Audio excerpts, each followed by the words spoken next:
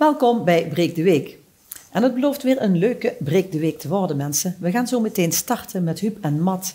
Want er is een trofee uitgereikt in Limburg. De kern met Spit. En zij gaan ons daar alles over vertellen.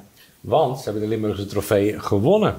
En vervolgens is het tijd voor Op stap met Brenda.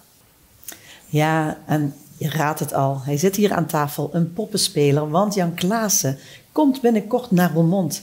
En we kijken er met z'n allen natuurlijk, jong en oud, echt naar uit. Zo is het. Wie heeft is er nooit betoverd door het verhaal van Jan Klaassen en zijn ondeugende streken.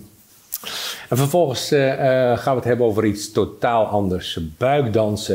Het is de grote passie van Petra Mansour en ze is hier met een cursist om te vertellen wat haar drijft en de cursussen die ze daarover geeft. Maar we gaan beginnen met een ander onderwerp.